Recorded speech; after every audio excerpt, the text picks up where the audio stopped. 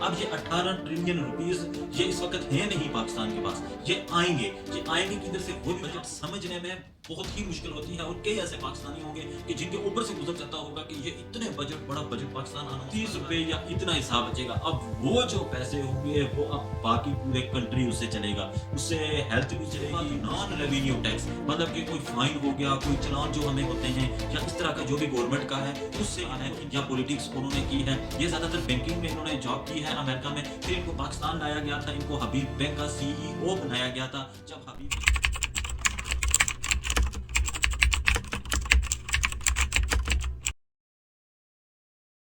अस्सलामुअलैकुम दोस्तों, पाकिस्तान हर साल जून के महीने में अपना सालाना बजट अनाउंस करता है। इसी तरह इस साल भी हमारे फाइनेंस मिनिस्टर ने यह बजट अनाउंस किया 12 जून को 18 ट्रिलियन रुपीस का। मैं एक ऐसा आम पाकिस्तानी जिसका ये सब्जेक्ट नहीं है, फाइनेंस, इकोनॉमिक्स और बिजनेस इस तरह का सब्जेक्ट नहीं है, इसलिए ये बजट समझने में बहुत ही मुश्किल होती है। और कई ऐसे पाकिस्तानी होंगे कि जिनके ऊपर से गुजर जाता होगा कि ये इतने बड़ा बजट पाकिस्तान अनाउंस कर रहा है।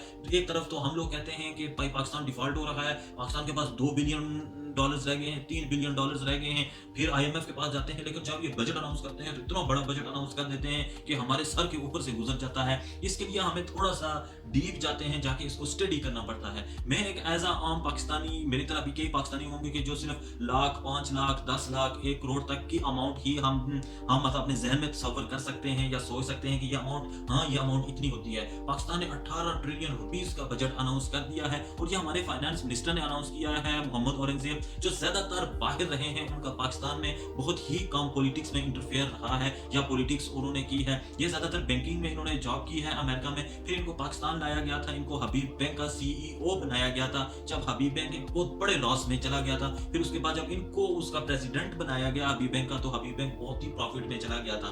फिर अब इन्होंने अपनी नेदरलैंड की जो नेशनलिटी थी उसको छोड़ा इस फाइनेंस मिनिस्टर के लिए, फाइनेंस मिनिस्ट्री के लिए, और फाइनली फाइनेंस मिनिस्टर हमारे बन गए थे ये, और इन्होंने 18 ट्रिलियन रुपीस का बजट अनाउंस किया है।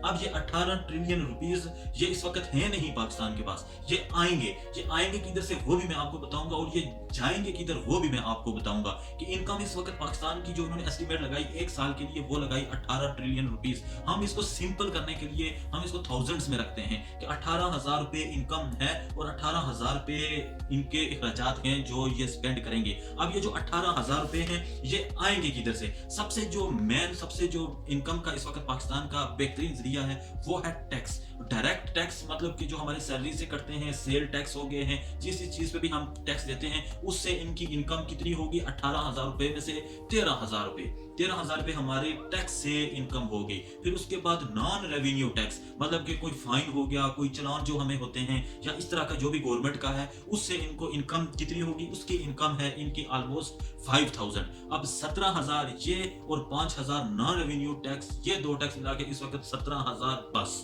इतनी पाकिस्तान की इनकम है। कोई इंडस्ट्री नहीं है जो पाकिस्तान को इतनी इनकम दे सके, कोई इदारा नहीं है जो पाकिस्तान को इतनी इनकम दे सके। सिर्फ टैक्स से ही पाकिस्तान ये पैसा इकट्ठा करेगा।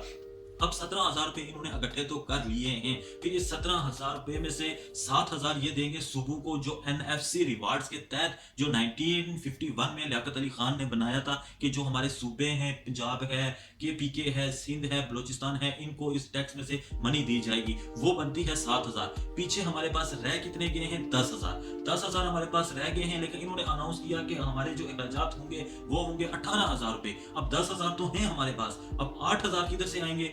उसके लिए हमें लोन लेना पड़ेगा, उसके लिए हमें कर्ज लेने पड़ेंगे। वो कर्ज हम किससे लेंगे? वो कर्ज हम लेंगे बैंक से, पाकिस्तान बैंक से हम कर्ज लेंगे, बाहर वाले मुल्कों का फंड हम देखेंगे, उधर से हम लोन लेंगे। और ये इन्होंने ईच एंड एवरीथिंग डिटेल दी है, मैं नीचे डिस्क्रिप्शन में लिंक भी दे देता हूँ। सिर्फ 40 पेज की रिपोर्ट है वो, अगर आप एक बार चैट जीपीटी की मदद से उसको कॉपी पेस्ट करके सिंपल अगर आप एक्सप्लेनेशन से उसको पढ़ लें, तो एक आम पाकिस्तानी, एक मैट्रिक पढ़ा हुआ बच्चा भी, उसको भी ये बात समझ आ जाएगी कि ये जो हमारे पैसे इकट्ठे होंगे वो किधर से होंगे। इधर सिर्फ मैं आपको थोड़ा ऊपर से कवर करके बता देता हूँ। फिर उसके बाद जो हमारे अखराजात होंगे 10,000 इस वक्त कैश है पाकिस्तान की जेब में, 8,000 ये लेगा। ये नहीं पता कि इनके पास आएंगे या नहीं आएंगे। जो इनको 8,000 देंगे वो और इनको डंडा देंगे कि आप ये काम इधर से ऐसे करो, जो इधर से ऐसे करो। वो हमारी एक मिसाल है ना कि जो पैसे देता है वो काम भी करवाना चाहता है, जो उधार देगा फिर उसकी बात इनको सुननी पड़ेगी, जैसे ये आईएमएफ का हमारा बहुत ही शोर पड़ा होता है। अब अखराजात में से 18,000 इनके पास आ जाएंगे कहीं से मांग के, कहीं से ऐसा करके ये आ जाएंगे।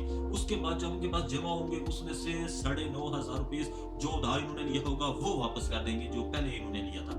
18,000 रुपये से 9,000 हमारा चला गया किस पे, लोन पे। पीछे रह गया हमारे पास कितना, ऑलमोस्ट 8,000 समथिंग। इस 8,000 में से जो हमारा डिफेंस पे जाएगा वो जाएगा 2,2200 रुपये।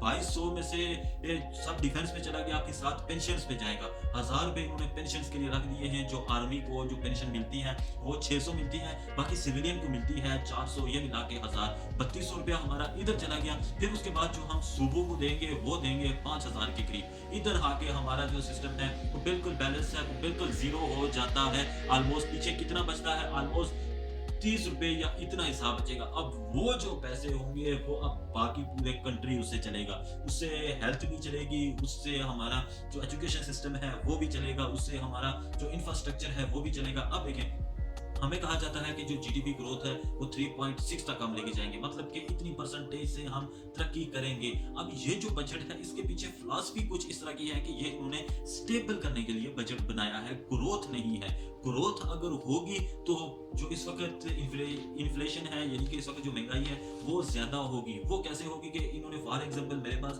पहले 100 रुपया था, उसमें से मैं 30 रुपीज टैक्स देता था, मेरे पास 70 रुपया बचता था, मैं 70 रुपए की जाके शॉपिंग कर देता था। अब इन्होंने क्या किया कि इन्होंने 5% टैक्स और लगा दिया। अब मेरे पास जो पहले 70 रुपया था वो मेरे पास हो गए हैं 65 रुपीज। अब मतलब 65 रुपीज का पहले जो मैं शॉपिंग करता था उसकी थोड़ी सी मैं कम कर दूंगा, क्योंकि मेरे पास पैसे ही नहीं होंगे। जब मैं वो शॉपिंग कम करूंगा तो जो चीजों की जो डिमांड थी वो कम हो जाएगी। तो जब डिमांड कम हो जाती है तो महंगाई भी, कीमतें भी नीचे आ जाती है। जब जब डिमांड कम हो जाए तो कीमतें भी नीचे आ जाती हैं। ये इस बजट का थोड़ा सा मतलब ऊपर सरसरी सा जो मैंने आपको बताया वो है। बाकी इसका जो बाकी जो डिटेल है वो मैं नीचे लिंक दे दूंगा डिस्क्रिप्शन में, उसमें आप लाजमी जाके चेकआउट करिएगा कि बाकी इसका सिस्टम है क्या। मिलते हैं आपसे अगली वीडियो में, तो चैनल को सब्सक्राइब करना मत भूलिए।